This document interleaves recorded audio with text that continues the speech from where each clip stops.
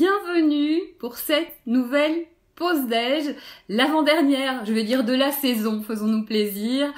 Aujourd'hui, j'ai vraiment le grand plaisir d'inviter une femme qui est exceptionnelle. Vous allez voir, vous la connaissez tous, mais vous ne soupçonnez pas, j'en suis sûre, à quel point c'est une femme aux multiples talents. C'est impressionnant. On va tout de suite aller la rejoindre. J'ai le plaisir aujourd'hui d'accueillir, si j'appuie pas sur le bon truc, ça ne va pas marcher. Voilà. Caroline Loeb qui est en contact. Voilà, elle est en connexion. C'est un bonheur, vous allez voir. On va parler de plein de choses. Caroline, bonjour. Bienvenue. Mon premier live Instagram, dis donc. C'est ton premier live. Je suis ravie que tu le fasses avec nous. Tu peux faire un vœu. On peut tous faire un vœu. Moi, dès qu'il y a une première fois, on fait un vœu. D'accord. Okay. Bon, tu vas bien? Ça va, oui. Comment se passe ce confinement? Écoute, c'est une période très riche, très intéressante. Je dois dire qu'au départ, comme tout le monde, j'étais un peu saisie par la stupeur, la sidération, parce que c'est quelque chose auquel je pense aucun d'entre nous n'était préparé ou pouvait même imaginer. Et puis, très vite, ça m'a fait une espèce de grande bouffée de respirer, en fait. Parce que je trouve qu'on est tous tellement pieds au plancher, la tête dans le guidon. Voilà, ça fait des années, je produis mes spectacles, je joue, je passe d'un spectacle à un autre. Voilà, beaucoup de choses que j'adore faire, évidemment, et vraiment qui me passionnent. Et puis, c'est ma vie, c'est le cœur de ma vie. Mais il y a un moment donné où c'était devenu presque frénétique. Et tout à coup, ces vacances forcées, je dois dire que ça m'a fait beaucoup de bien. Je trouve que c'est, bon, évidemment, financièrement, c'est un pur cauchemar. Hein, c'est pour nous tous les artistes. Hein, on ne peut pas faire l'impasse là-dessus. Mais je pense que c'est quand même vraiment l'occasion de se poser des questions essentielles. Pourquoi on fait ça? Qu'est-ce qu'on raconte? Est-ce que ça vaut le coup de monter sur scène? Est-ce que, voilà, quelle place ça a ce qu'on fait? J'espère, alors je ne suis pas totalement utopique, je ne peux pas imaginer que tout va être complètement différent après, mais j'espère quand même qu'il va sortir de ça peut-être des choses avec plus de profondeur, voilà, l'art c'est vraiment quelque chose de vital, le théâtre c'est vital, la littérature c'est vital, et il faut que qu'il y ait ce caractère un peu vraiment d'urgence, d'importance. Et voilà. Oui, Maintenant. on revient aux choses essentielles et c'est vrai que nous les hyperactifs, la première chose c'était la respiration et puis après on recommence parce qu'on peut pas faire autrement et tu vas nous raconter ça un petit peu plus tard. Moi je propose tout de suite qu'on passe à l'entrée, mais avant ça, la petite habitude c'est de souhaiter les anniversaires. Donc aujourd'hui c'est l'anniversaire d'un compatriote, Philippe Geluck. Si tu nous entends, c'est aussi que tu dois très bien connaître certainement. Je connais ton travail, c'est merveilleux toujours ce que tu fais, j'adore. Complètement. C'est aussi, et ça va te faire plaisir, le 7 mai 1748 naissait Olympe de Gouges, qui est une pionnière dans la cause des femmes. Voilà. Et puis, c'est aussi un jour très important pour la musique, puisque c'est le jour, le 7 mai, où sont nés des grands musiciens, Brahms et Tchaïkovski, respectivement, mais aussi respectueusement, en 1833 et 1840. Donc, toutes ces belles ondes sont avec nous aujourd'hui et vont nous permettre de commencer par cette première étape qui est l'entrée. Attention, Caroline, j'ai un jingle et un jingle que j'ai spécialement adapté pour toi aujourd'hui. Attention. C'est l'entrée qu'elle préfère. Ben voilà. Yeah.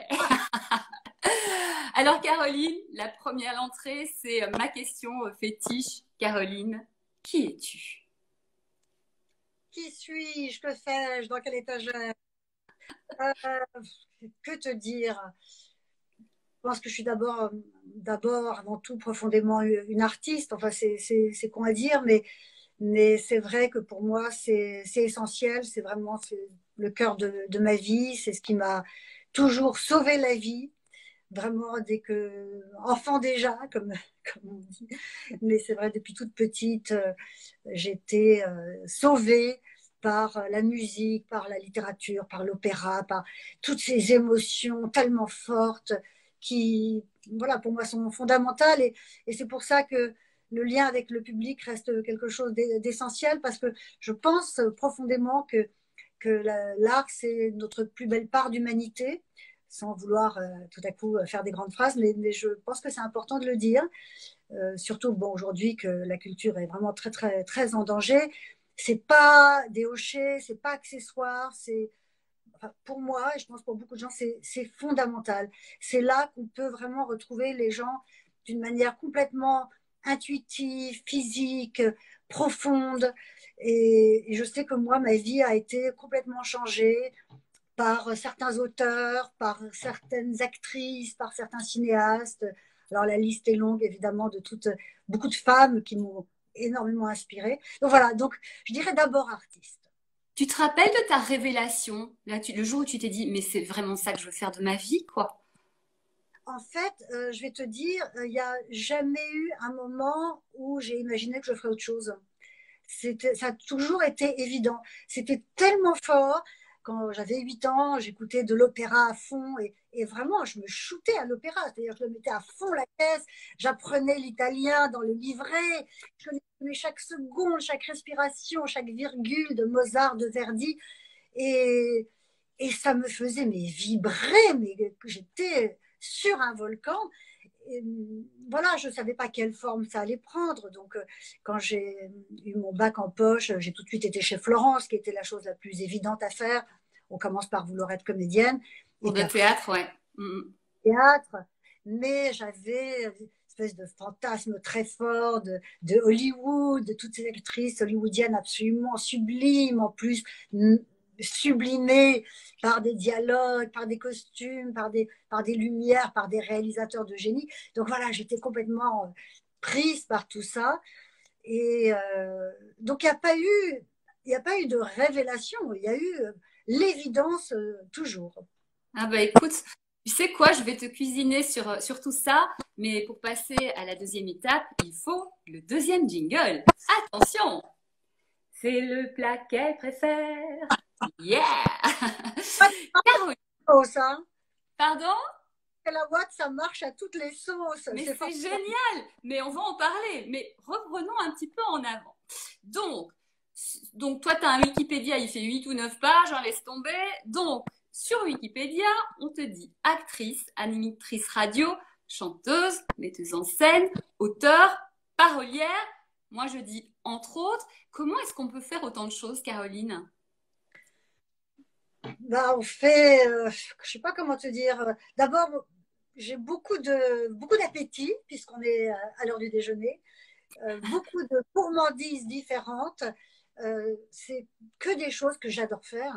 Et moi, ma journée idéale, c'est commencer par écrire, avoir un rendez-vous de mise en scène, un rendez-vous pour des costumes ou des décors, être sur scène le soir. Voilà, pour moi, c'est la même chose en fait.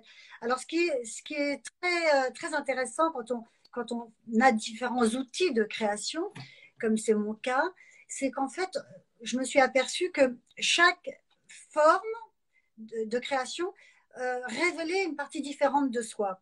C'est-à-dire que dans l'écriture, j'ai tendance à aller dans des choses plus mélancoliques, plus sombres, toujours avec légèreté et humour, puisque j'ai quand même commencé à écrire des chansons parce que j'écoutais Gainsbourg tout le temps. Donc voilà, j'aime beaucoup cette espèce de désespoir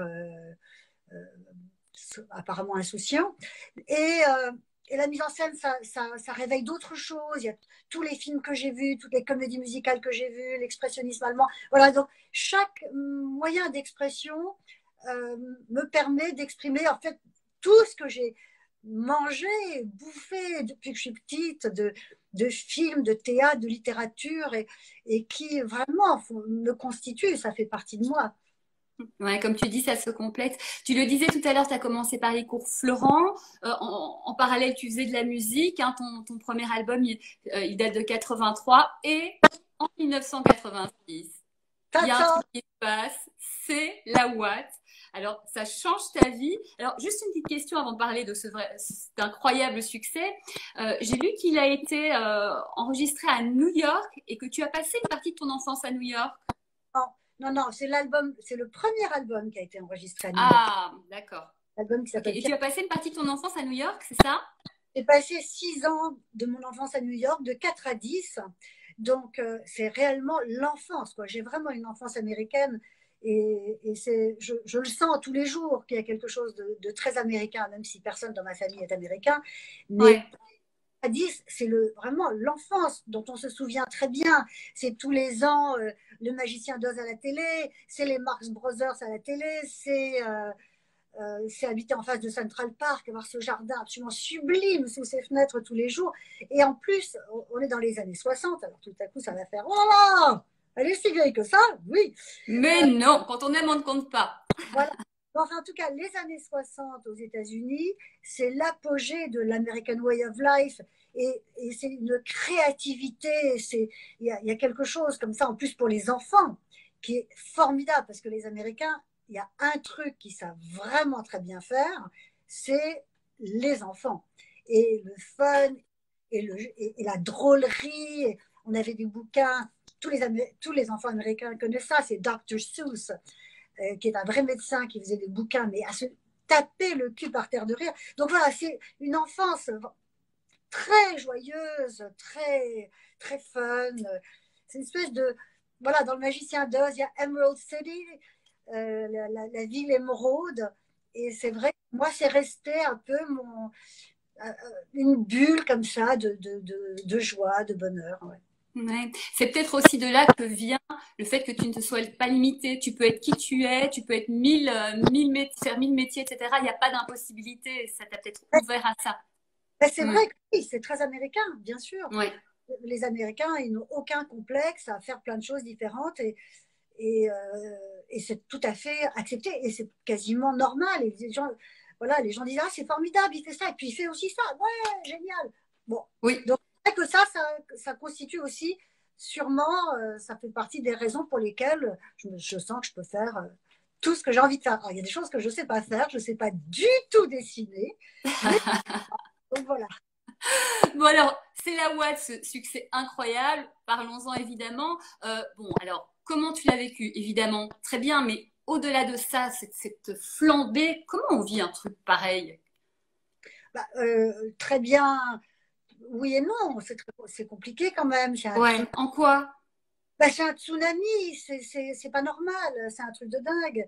C'est tout à coup, il n'y a pas un endroit où on rentre, pas une pièce où on rentre, pas un restaurant, une boîte de nuit, euh, un café où la chanson ne soit pas en train de passer. Donc, tout à coup, la chanson, elle est partout. Tout à coup, on est invité dans toutes les émissions de télé, de radio. On passe la journée à faire des interviews.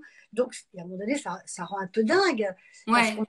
est en boucle sur un truc, sur soi, on est pressé comme un citron par les médias, ce qui est en même temps extrêmement gratifiant, agréable. On se dit, oh, génial, je suis formidable et tout. Et puis, il y a un moment donné où ça s'arrête et ouah, c'est hyper violent. Et, Ouais. et j'ai eu l'impression, après ce succès qui a été quand même un truc génial à vivre, parce que c'est un fantasme absolu de devenir une pop star, c'est dingue. Mais j'ai l'impression quand même de sortir d'une essoreuse. D'être Oui, vraiment... c'est ça. Et tu dis, tu as écrit un livre là-dessus justement qui est sorti en 2006 chez Flammarion Has-Been. Tu dis qu'en fait, à un moment, ça s'arrête, sauf qu'on ne s'en rend pas compte tout de suite et que c'est très compliqué ça.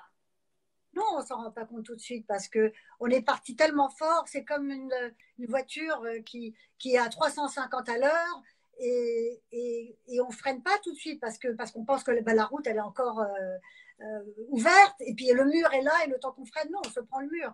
C'est voilà, on prend des mauvaises habitudes avec l'argent, on compte pas. En plus, moi, l'argent c'est vraiment un truc qui m'a jamais intéressé, donc j'ai jamais compté. Jamais su compter. Et puis voilà, ça ne fait pas partie des choses qui m'intéressent.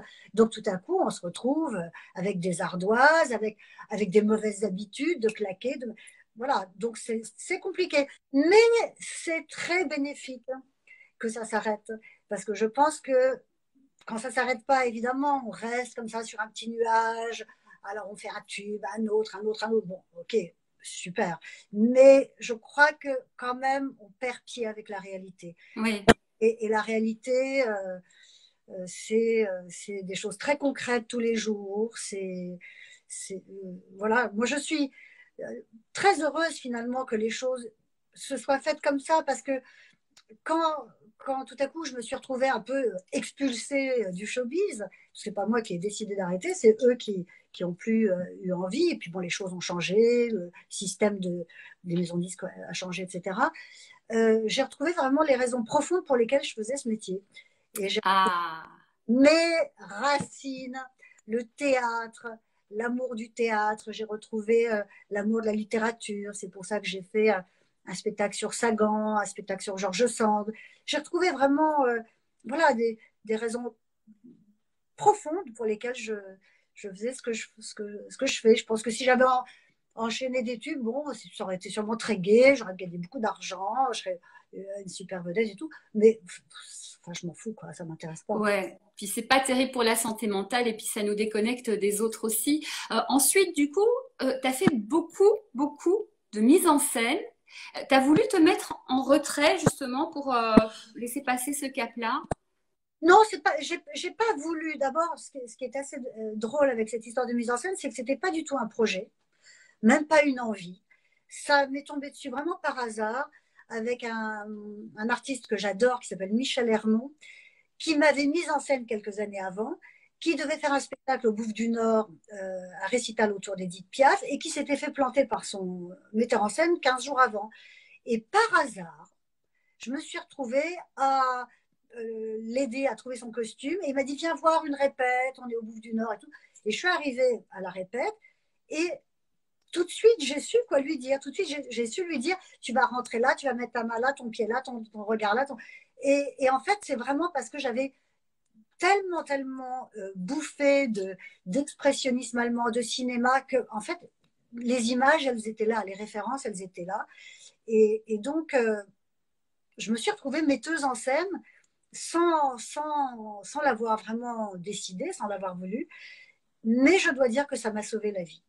Parce que je me suis retrouvée à une place qui était absolument très différente de celle de chanteuse, même auteur, parce que j'étais quand même co-auteur de C'est la boîte ou actrice. C'est-à-dire que j'étais du côté de tu fais ça, tu vas là, et du côté de là où on décide. Et, et je me suis aperçue que, parce que c'est vrai que ça retourne beaucoup la tête, hein, un succès comme ça, et puis il y a toujours des gens pour vous dire que non, que vous y êtes pour rien, que, enfin là, surtout quand on est une fille, on n'est pas toujours forcément super bien traité.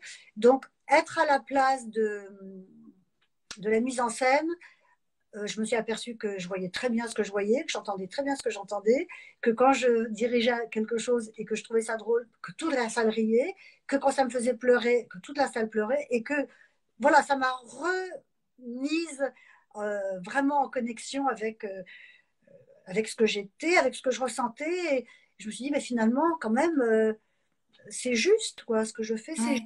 Ouais. Voilà. Finalement, t'as été ouverte à l'opportunité, tu as suivi le flow et ça t'a ouvert un monde. Alors, à côté de ça, tu as continué évidemment à faire des spectacles. Tu les as cités entre autres parce que tu en as fait plein, c'est un truc de folie. Les spectacles sur Georges Sand, sur François Sagan, mais mise en scène par Alex Lutz, formidable. Et des gens, je ne sais pas si tu vois un peu ce qui est écrit, des gens disent là, nos amis internautes, elle était formidable dans Sagan, mais Non, carrément. je Euh, pas des lunettes. eh ben voilà, je te le dis, du coup, je fais passer le message. Tu parlais de ces femmes qui t'ont inspiré, tu parlais du fait que c'est compliqué d'être une femme. En quoi elles t'ont aidé dans ce milieu, et puis en général parfois, en quoi elles t'ont aidé justement, toutes ces femmes, ça va au-delà de Sagan et de Georges Sand, hein, tu t'en cites plein. Bonjour petit chat. Bien. Non, je dis pas que c'est compliqué d'être une femme. Je dis que souvent, voilà, la parole des femmes est un peu, on va dire, pour le moins dévalorisée, que justement, se retrouver par exemple à une place de mise en scène, j'ai eu la chance de pouvoir travailler avec des gens qui me respectaient et qui m'écoutaient, mais quand même, en général, les femmes doivent quand même se battre beaucoup plus que les hommes pour se faire entendre. Alors c'est vrai que très jeune, je me suis passionnée pour des super gonzesses, des super meufs, Qui, par exemple? qui m'ont vraiment mais, donné tellement de force, tellement d'outils. Alors, ça va de Marlène Dietrich à Mae West, à Dorothy Parker, qui a été un des plus une femme grande écrivain américaine. Ensuite, évidemment, Georges Sand et Sagan, mais Joséphine Baker, que j'adore, Arletty, Miss Tinguette, enfin, il y en a plein, hein, plein. Et des femmes d'esprit, des femmes qui se sont inventées, qui ont inventé une façon d'être dans le monde. Madonna aussi, pendant longtemps, m'a inspiré beaucoup, avec cette espèce de ténacité complètement hallucinante. Et c'est vrai que moi, ce que je trouve important, en tant que femme, en tant que femme artiste, c'est de... Et ce qui me plaît chez les autres, c'est celles qui inventent une place qui n'existait pas. Et moi, il y a quelques années, il y avait un journaliste qui m'avait dit, mais en fait, ce que vous faites là, de faire de la mise en scène et de jouer après avoir fait un tube, ça n'existe pas. Ben, si, ça existe. La preuve, je le fais. Mais c'est vrai qu'avant moi, ben, ça n'existe pas tellement, quoi. Et toutes les femmes que j'ai citées, c'est des femmes qui ont cassé des codes, qui ont ouvert des fenêtres, qui ont fait exploser des trucs, qui en ont pris plein la gueule aussi, parce que c'est pas, faut pas croire que c'est toujours facile, ou même jamais facile. Mais moi, ces meufs-là, elles me donnent envie de continuer, elles m'inspirent. Alors, je suis heureuse que ce soit l'anniversaire d'Olympe de Gouges, parce que, évidemment, c'est une femme très importante. Mais aujourd'hui, il y en a d'autres. Il y a Annie Ernaux qui m'a beaucoup touchée. Les années, c'est un livre qui m'a absolument bouleversée. Et voilà, j'ai adoré King Kong, théorie de Virginie Despentes. Après, il y a des choses avec lesquelles j'ai moins accroché, je dois dire. Mais King Kong théorie, c'était une grosse mandale, quoi. C'était formidable. Voilà, donc c'est vrai qu'être une femme artiste, c'est très différent quand même d'être un homme artiste. Parce qu'en plus, ben, on s'occupe de la maison, des enfants, si on a un mec, de son mec. Voilà, De c'est son chat? son chat qui vient faire des câlins, voilà. Et c'est pour ça aussi que Georges Sand m'a beaucoup intéressée parce elle était à la fois, elle travaillait toute la nuit, elle s'occupait des enfants, de la maison, de la cuisine, du jardin. Euh, Elle était révolutionnaire. Voilà, moi, j'adore les personnages comme ça qui sont tellement curieux, tellement gourmands de plein de choses. C'est, c'est des grandes bouffées d'air. Ça fait du bien, quoi. Oui, et qui ne se limitent pas, qui Voilà. prennent leur liberté. Tu fais partie de ces femmes-là, et ces femmes-là nous montrent que tout est possible voilà, à nous toutes les autres, et c'est vraiment des exemples qui sont importants à suivre, et c'est important de voir que ça existe et que c'est possible. Si on parle de cette dernière année, tu veux Hier dire soir, quelque je vais faire une petite parenthèse. Hier soir, j'ai regardé, sur les conseils de ma copine Janice Jamison, j'ai regardé le documentaire sur Michelle Obama. Mais c'est extraordinaire. La force de cette femme, la générosité et comment elle va chercher les jeunes et qu'elle va dire à chaque jeune, mais tu peux sortir de l'image qu'on te renvoie avec, bon, évidemment, le grand problème des Noirs en Amérique et partout, qui est d'être ramenés. Nous, on est ramenés à un sexe, eux, ils sont ramenés à leur couleur de peau, ce qui est aussi terrible. Évidemment, le plus difficile étant d'être une femme noire. Et elle, comment elle va chercher chaque gamin, et chaque gamin, elle lui dit, vas-y, tu peux, tu as les clés. C'est magnifique, quoi. Ça, vraiment, c'est des femmes qui inspirent, qui font ça fait du bien, parce que elle disait aussi un truc très beau, elle disait qu'elle croyait à la beauté, à la bonté. Alors, c'est vrai on est agressé en permanence par la bêtise, par la vulgarité, par la haine, par beaucoup de choses qui circulent, qui sont en plus amplifiées par les réseaux sociaux. Et voilà, ça fait du bien de prendre ces paroles d'espoir, d'envie, de belle humanité. Voilà, je trouve Ah, que ben, merci pour ce partage. Ça doit être en replay ce documentaire. Donc, franchement, on va regarder. Netflix. Ah, bon ben voilà, on n'a pas fait de pub, on n'a rien dit, mais merci pour cette proposition. Alors, si on parle de juste la dernière année, cette dernière année, avril 2019, avril 2020, donc toi, en avril 2019, tu as été meneuse de revue du Fashion Freak Show aux Folies Bergères de ton ami Jean-Paul Gaultier. Alors, tu m'as fait rêver parce que moi, je rêve de faire ça. Ça a dû être une expérience incroyable. Oh, c'était un fantasme absolu. Tu m'étonnes. Alors, je citais Miss Tinguette et Joséphine Baker. Ben là, j'étais sur les planches qu'elles avaient foulées. J'adore le musical. J'ai une passion pour le musical. Zizi Jeanmaire, j'ai oublié de citer la sublime Zizi Jeanmaire qui est toujours vivante, que j'adore. Et ah oui, c'était très très fort. C'était magnifique. Moi, ce qui m'a le plus plu, je dois dire, à part le fait d'être sur cette scène, dans ce théâtre mythique, et dans le show de Jean-Paul Gaultier, c'est de voir les autres artistes des coulisses. C'était fabuleux. Il y a une fille qui s'appelle Maud Amour, qui est d'ailleurs dans mon nouveau clip de Céla Watt, qui est une effeuilleuse, tellement, mais c'est même pas belle, c'est une émotion qui se dégage de cette fille, et une fille qui s'appelle Anna Cleveland, divine, et de voir les coulisses avec tous ces artistes extraordinaires, ça c'était vraiment magique. Ouais, j'imagine. Ensuite, tu as enchaîné parce que tu as fait ça sur cette dernière année. Tu as enchaîné sur Bye Bye Tristesse, les chansons de Sagan, premier spectacle. Deuxième spectacle, Chiche, un spectacle où tu racontes ta vie. Mais qu'est-ce qui fait courir Caroline Loeb comme ça dans tous les sens tout le temps? C'est pas dans tous les sens, c'est toujours dans le même sens. Hein. Dans le même sens tout le temps. Oui, non, c'est pas dans tous les sens. Non, ça revient à ce que je disais au début, c'est un besoin vital, un Ouais. rapport au monde, c'est un rapport aux autres. C'est aussi que je suis, comment dire, traversée par des choses parfois très compliquées, on va dire, hein, pour employer un euphémisme, et que c'est quand même la création, ça permet de résoudre, au moins pendant le temps du spectacle et pendant le temps de la création, de résoudre des choses, puis voilà, de trouver une place qui soit un petit peu à la hauteur de ses rêves. Oui. J'essaye de pas lâcher ce que j'ai envie de faire et de chaque fois de faire un peu mieux. Chaque fois de faire un peu mieux. J'ai l'impression aussi que le partage et les autres, c'est très important aussi dans ta vie, hein. Bah, oui, ce qui est important, c'est de partager des choses qui sont essentielles pour soi. Et c'est vrai que quand je jouais le spectacle Sagan, là pendant 2 3 ans, mais c'est inouï. Les échanges que j'ai eus avec les gens étaient d'une telle qualité après le spectacle, même des gens que je connaissais depuis longtemps, j'avais l'impression de leur avoir jamais vraiment parlé avant de les voir après la sortie du spectacle, parce que ça parlait de la mort, ça parlait de la solitude, ça parlait de choses comme ça, philosophiques, parfois dures, et tout à coup, on se retrouvait dans un échange qui n'était pas frivole, qui n'était pas superficiel, qui n'était pas blabla, rien dire. Et, et donc, c'est vrai que le spectacle, ça a cette vertu-là, c'est aussi de se connecter, pour moi, avec l'essentiel.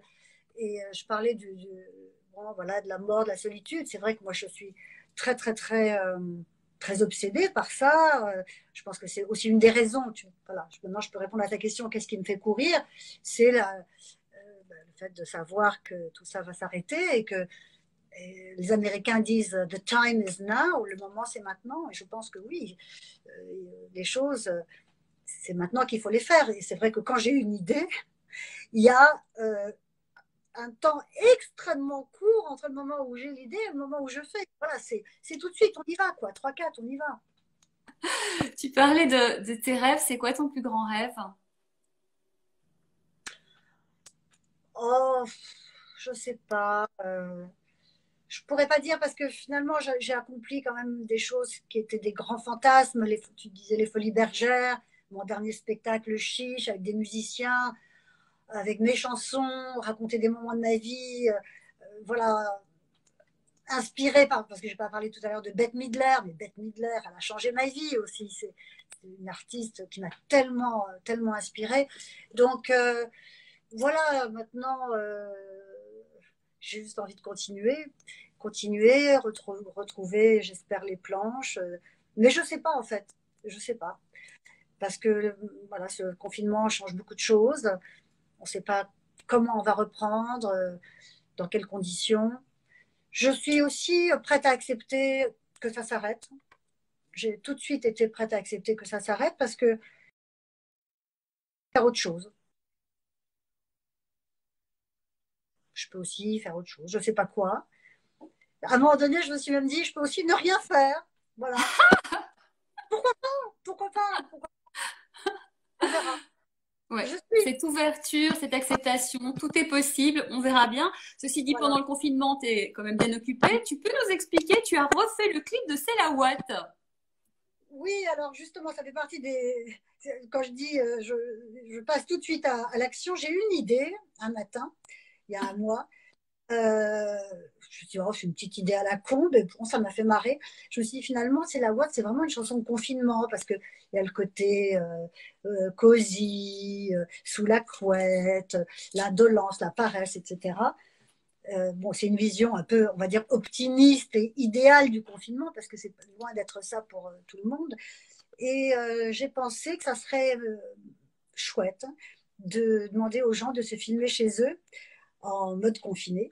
Donc dans leur salon, dans leur salle de bain, dans leur baignoire, sur leur terrasse, sur leur balcon. Et j'ai lancé ce truc sur Facebook avec un réalisateur russe et photographe qui s'appelle Dmitri Zitov. Je l'ai eu au téléphone. Mais une demi-heure plus tard, le truc était lancé et on a récolté en 3 semaines, on a récolté plus de 120 vidéos du monde entier, du Maroc, de Tunisie, de Russie, d'Argentine, d'Israël. Enfin bon, un truc complètement fou. Il y a Jean-Paul Gaultier qui a un truc de sa salle de bain. Il y a des filles, les filles sublimes, les glamour girls sublimes, Loli Wish et Maud Amour qui étaient dans le show de Jean-Paul Gaultier qui sont dedans. Il y a un artiste merveilleux que j'ai vraiment découvert qui est Bruno Agati. Il y a toi Oui. aussi. Et Oui. il y a plein de gens. Et ça a été vraiment un cadeau parce que les gens se sont amusés, les gens ont joué le jeu. Il y avait des trucs complètement délirants. Donc, ouvrir son téléphone ou son ordi et éclater de rire devant les loufoqueries qu'on reçoit, c'était vraiment chouette. Donc voilà, donc on Ah, a fait qui cartonne et c'est assez joyeux, je dois dire. les amis, regardez sur les réseaux de Caroline Loeb un peu partout. Le clip est là et regardez jusqu'au bout parce que ça se termine en gros délire et c'est génial. Donc vraiment, vraiment. Caroline, ça te dit un petit dessert?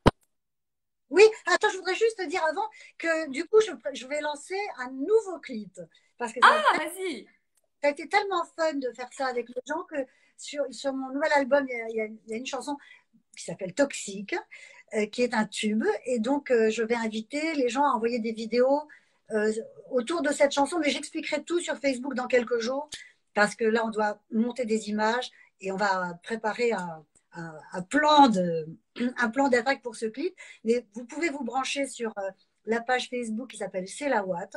Vous demandez à être membre. Tout le monde est bienvenu. Et puis, on vous expliquera ça. Oui, alors, j'ai préparé un petit dessert. Attends, mon jingle, Jingle. mon petit jingle. Attention, le dessert qu'elle préfère. Voilà. Alors, c'est quoi le bon petit dessert? Alors, c'est une chanson de mon dernier album. Le dernier album s'appelle Comme Sagan et c'est la chanson qui commence l'album et qui commence le spectacle Chiche, qui est mon dernier spectacle. Et ça s'appelle On ne sait jamais ce que le passé nous réserve. C'est une phrase de Sagan que j'adore. C'est un texte qu'on a écrit avec Pierre Grillet, qui était mon co-auteur de C'est la Watt, sur une musique de Benjamin Sixou. Alors voilà, je vais lancer le playback, on ne va pas l'entendre très bien parce que c'est sur mon ordi, je ne suis pas du tout équipée. Et puis je vais essayer de chantonner ça par-dessus. Voilà, on va voir ce que ça donne. Avec plaisir.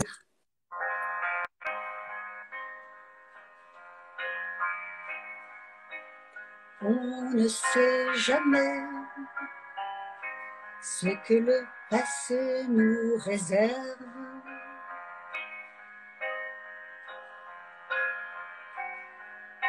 Les conserves ne sont pas étanches, elles aussi s'épanchent, dégoulinent, dégoûtantes. On ne sait jamais ce que le passé nous réserve. Une vérité, un parfum qui remonte, une honte peut-être, familiale, familière, une odeur dans l'air. Voilà, avec le chat qui vient. Merci beaucoup, merci. Hyper touchant, je trouve, ce texte, vraiment touchant. Écoute, on espère pouvoir te retrouver peut-être sur scène ou dans d'autres multiples aventures. Je suis sûre que tu vas encore nous étonner. Où est-ce qu'on te retrouve? Sur quel réseau on te retrouve? Alors, je suis sur Instagram, je suis beaucoup sur Facebook. Il y a la page officielle, il y a la page C'est la Watt, le groupe C'est la Watt, et puis il y a ma page à moi. Et voilà, donc je suis super active sur les réseaux et je trouve ça toujours très chouette de discuter avec tout le monde, de rester branché avec les gens. Et ben surtout là, en ce moment, c'est vrai que heureusement qu'on a ce moyen-là de rester connecté. En attendant, il y a eu plein de messages, Michael Le Sage, plein de gens qui ont envoyé plein de cœurs, qui ont dit mais vraiment, on adore ce que Caroline fait, ces spectacles sont absolument magnifiques. Donc je te le dis, puisque tu ne vois pas les textes, il y a eu plein de cœurs, plein d'applaudissements. Enfin vraiment, les gens sont à fond. Et vraiment, les amis, si vous avez l'occasion de voir Caroline au théâtre, moi tu m'as mais bluffée quoi, mais grande comédienne. Je vous le dis. Donc voilà, j'espère qu'on aura bientôt l'occasion de venir te voir. On va se quitter. On se quitte toujours avec une citation spécialement dédiée à l'artiste. Alors évidemment, elle est de Françoise Sagan. Hein, je pense que tu dois la connaître, mais on va la partager. La citation, c'est « Aimer, ce n'est pas seulement aimer bien, c'est surtout comprendre ». Et je pense que cette citation, elle est importante pour le monde qui arrive où si on se comprend tous, peut-être que ça ira mieux pour tout le monde. Donc voilà, on va réfléchir là-dessus. Je vais rebondir avec une autre citation de Sagan que j'adore. Après, il y a plein de phrases absolument sublimes. Elle dit « Je n'ai pas besoin de miroir. Quand je regarde quelqu'un, c'est pour le voir. Ce n'est pas pour voir dans ses yeux mon reflet. » Et je trouve ça magnifique. Absolument magnifique. Ouais. Merci pour ce partage, Caroline. Merci infiniment d'avoir passé ce temps avec nous. C'était un bonheur, mais moi j'aurais parlé pendant 3 heures avec toi. Mais comme c'est une pause déj, on va laisser tout le monde retourner travailler. C'est pas un brunch, c'est uniquement un déj, voilà. Voilà, c'est un déj. Écoute, on pourra prévoir pour plus tard une pause brunch. Hein, on pourra faire des choses ensemble si tu veux. En tout cas, plein de belles choses à toi. Belle fin de confinement, plein de bonheur à tout le monde et comme Caroline, réalisez vos rêves, allez, c'est tout ce que vous avez envie de faire, on n'a qu'une vie, voilà, profitons-en. Merci beaucoup Caroline, merci infiniment. Merci, à bientôt. On se retrouve demain pour la toute dernière pause déj et en attendant, on va bosser. Salut! Merci.